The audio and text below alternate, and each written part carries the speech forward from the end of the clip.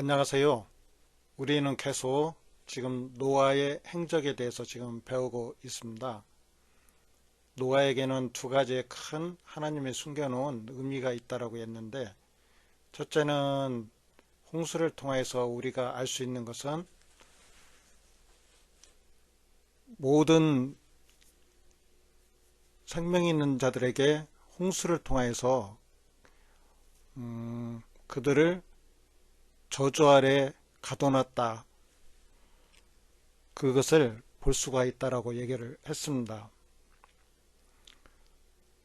거기서 우리가 참된 회개가 있을 수 있는 것은 물에 떠 있는 예수님을 발견할 때, 나는 죄인이구나. 하나님이 우리를 구원하시기 위해서 그 예수님을 보내어 주셨구나.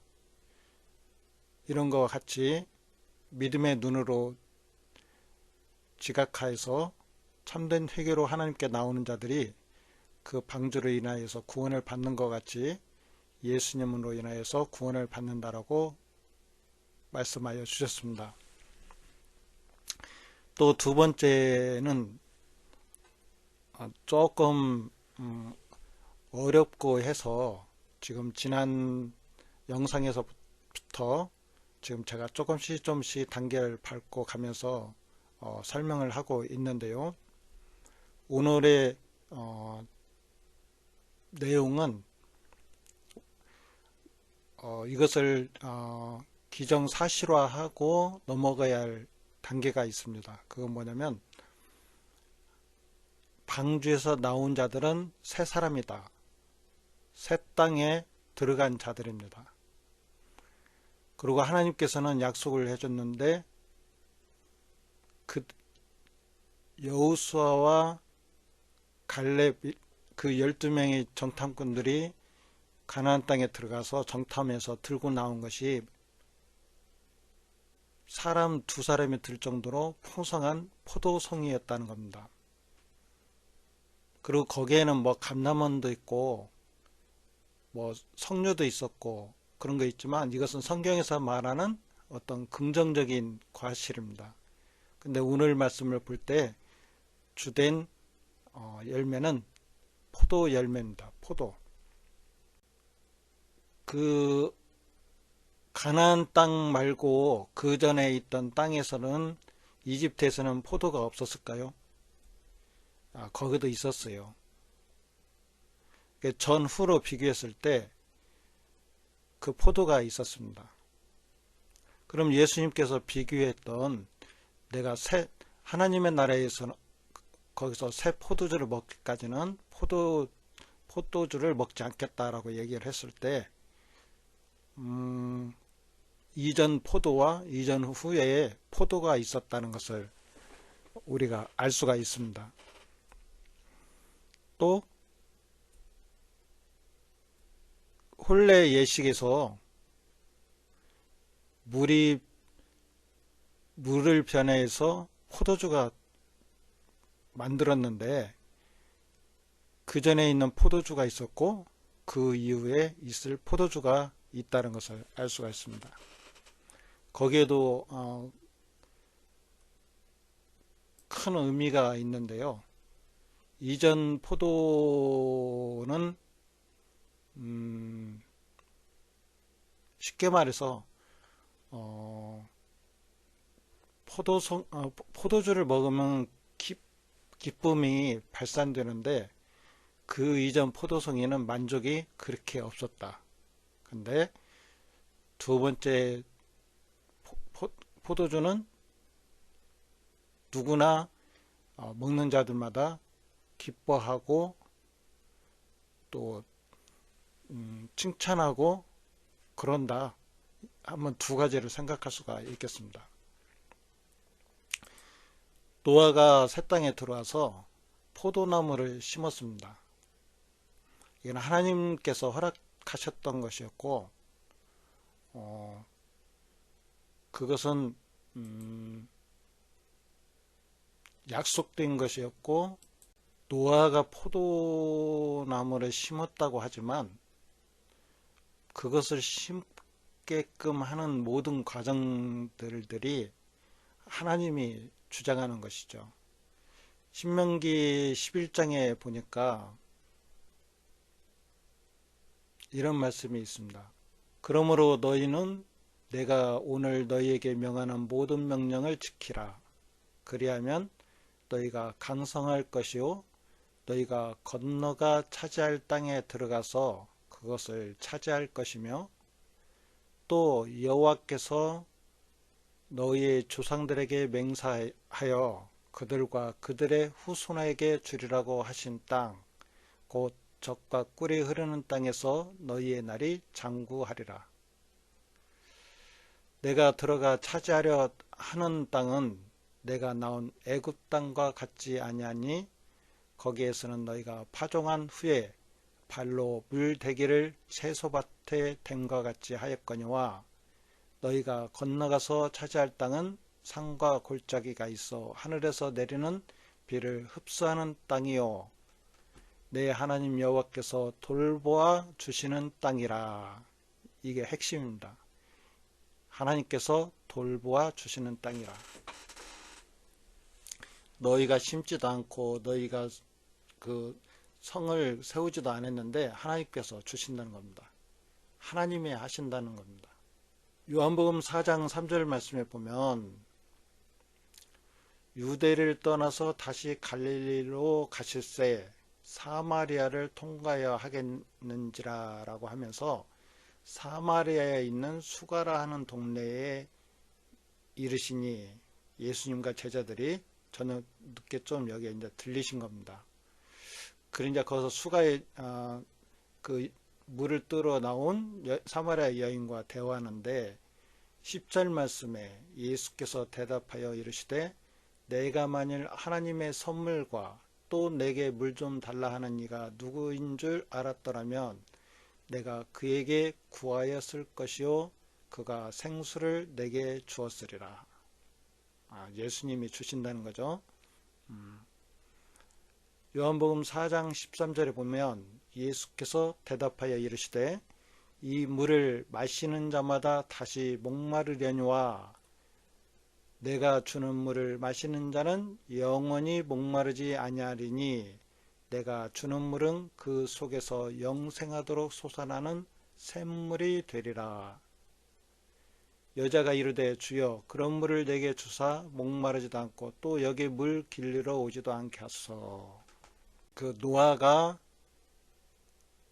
그 밟은 땅은 새 땅이었고 그것은 예수님이 허락한 예수님은 우리에게 준 하나님의 나라와 같습니다. 하나님의 나라. 새로운 나라에 우리가 들어온 거예요. 그리고 예수님이 우리의 죄들을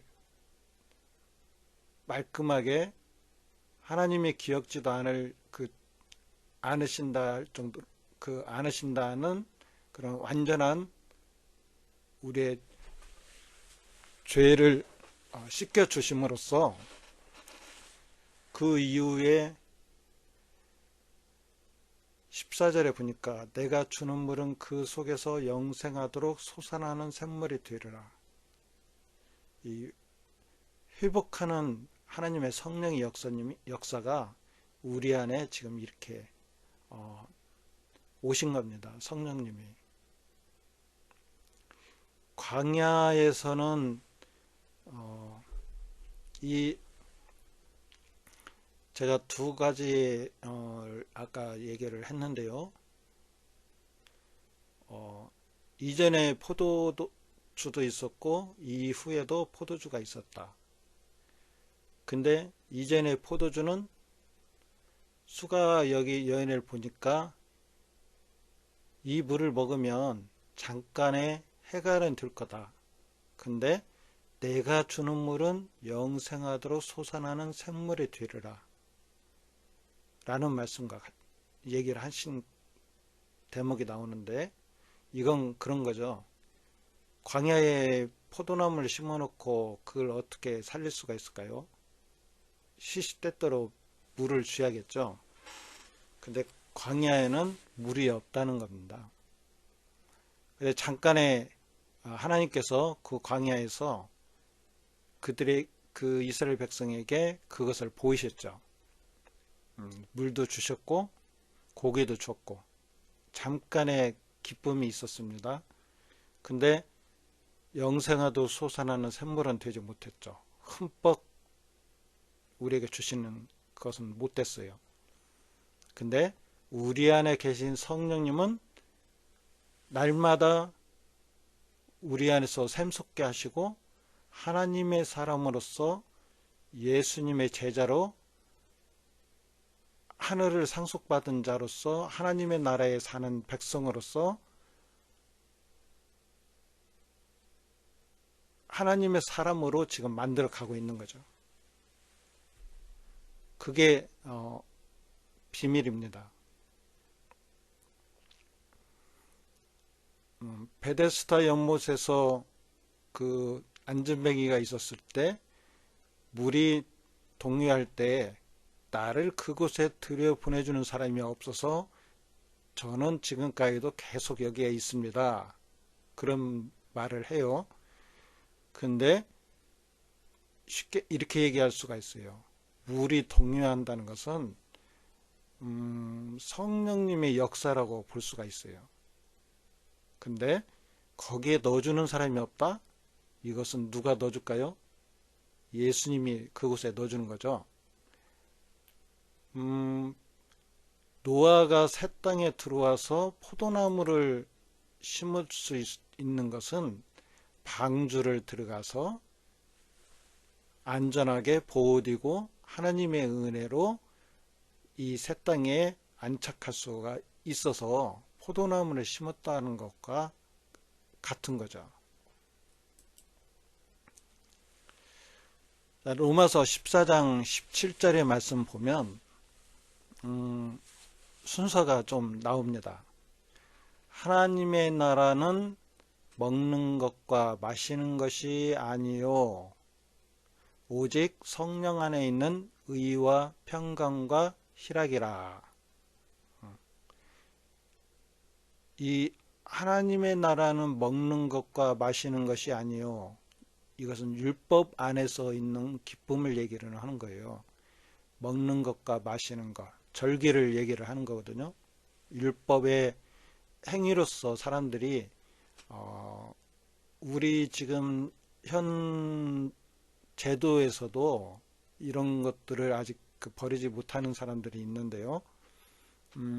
아직 율법 안에서도 교회에서 성령의 감동이나 하나님의 관여하심에 의한 참된 기쁨의 예배를 드리지를 못하고 아직도 율법주의에 있어서 예배라고 하면서 드리는 사람들이 있어요.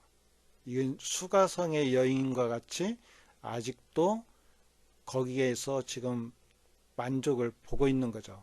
근데 그게 참된 만족이 아니고 온전한 분이 올 때에 예수님을 만날 때 성령님이 우리 안에 오셔서 우리를 참된 기쁨의 샘물같이 솟아나는 기쁨의 자리로 우리를 인도하여 주신다는 거죠. 여기 성령 안에 있는 의와 이것은 나중에 이제 뭐 얘기도 나눌 텐데요. 하나님은 삼위 하나님이시다라고 얘기를 해요. 근데 일하시는 역사가 조금씩은 다르죠. 의와라는 것은 이것은 예수님이 우리에게 주신 것과 같아요. 우리 의롭지 못한 자들은 하나님 앞에 나갈 수가 없잖아요. 근데 그 의를 뭐로 하냐면 행위의 의로 우리가 얻을 수 있다는 것이 아니고 하나님께서 우리에게 품으신 뜻은 예수 그리스도를 우리가 믿음으로 우리를 의롭다 하신다는 그 의와 같은 거예요. 그 의의 옷을 입지 않는 자들은 하나님 앞에 갈 수가 없죠. 두 번째는 평강입니다. 평강은 하나님과 우리 사이가 회복되었다는 것을 말씀하고 있어요. 갈등의 사이가 아니라 평강의 사이. 그럼으로써 또한 우리 성도들의 삶이 성도 간의 지체 간의 그런 평강의 삶으로도 나타난다. 성령의 열매가 따라온다라는 것을 얘기를 할 수가 있겠습니다. 세 번째는 희락입니다. 이것은 우리 안에 내주하시는 성령님이 역사하심으로 말미암아서 우리 구원받은 자녀로서의 기쁨과 감사, 또한 예배로서 드러나는 우리 성도들의 성령의 열매라고 할 수가 있겠습니다. 그 성경에 너희는 범사에 감사하라. 이게 그 말씀이에요. 너희는 기뻐하라. 그 말씀이에요. 그냥 우리가 하나님의 명령이 그거죠. 어떤 물이 있으라니까 물이 있었다 하는 식으로, 또 산이 있으라니까 또 산이 있었다는 것처럼, 빛과 빛이 있으라고 하니까 빛이 있게 된 것 같이 하나님이 우리 안에 우리를 굽어보시고 우리를 예수님을 통한 기쁨이 되셔서 우리 안에 하나님과 우리 사이가 기뻐하는 즐거울 날, 하나님과 우리 사이가 회복되었다는 것을 말씀하고 있습니다. 그래서 이스라엘 백성들이 죄를 가지고서 하나님 앞에 나갈 수가 없었고, 또 조금만 잘못하면 거기서 죽을 수밖에 없었던 것들인데, 우리는 이제 성령님이 우리 안에 내주해 계시고 하나님과 교통하는 사이가 됐어요. 이 가나안 땅에서의 우리가 볼 수 있는 것들은 이러한 하나님의 계획들을 볼 수가 있고, 그것을 통하여서 우리가 우리의 이루어져 가고 있는 하나님의 역사를 우리 안에서의 그 이루어지는 역사들을 점검할 수가 있고, 또 앞으로에 있을 것에 대한 소망을 가질 수가 있습니다. 앞으로는 계속 그런 소망들이 뭔가, 하나님의 계획들은 뭔가를 우리가 생각할 수 있는데, 오늘은 여기까지 하고요. 다시 한번 정리를 한다면, 노아가 홍수 속에 그런 율법의 저주에서 하나님의 은혜로 방주를 타게 됐고, 그 방주에서 내려서 들어간 곳이 하나님의 나라다, 새 땅이다, 하나님이 관여하시고 물 주시고 자라게 하시는 곳이 새 땅이다. 근데 거기서 노아가 포도나무를 심었다라고 그래요. 그럼 포도주를 먹겠죠, 당연히. 그거와 같이 하나님의 주신 기쁨, 하나님의 구원의 열매, 이런 거라고 생각할 수가 있어요. 그래서 예수님 아직 혼인잔치에서 내 때가 아니다, 예수님께서 십자가에 달리셔야 하고 하나님의 우편으로 승천을 하셔야 하고 성령님을 그때 보내주심으로써 그 샘물이 영생하도록 솟아나는 샘물이 되리라. 그래, 시편의 말씀과 같이 좌우에 그 샘 곁에 있는 나무들은 풍성한 열매를 맺게 되는 거죠. 그와 같이 오늘은 포도송이에 대해서 한번 생각을 해봤습니다. 자, 하나님의 우리의 구원들을 친히 진행하시고 적용하시고 우리를 그 믿음 가운데로 인도하십니다. 좌우로 흔들리지 아니하고 더욱더 은혜 가운데서 세워져 가는 우리가 되기를 소원합니다. 감사합니다.